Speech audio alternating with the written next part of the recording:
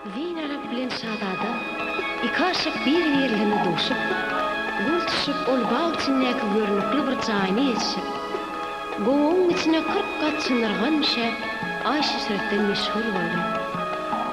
Gece yarımdan geçen son şadadan gözlerine uyku geldi. Çünkü düşmanın ortasına uykudan kemil vardı. Hoplu yerde yatıbilmeyen için ol şol yerden ey sevgilim deyin arap, nice vaatlar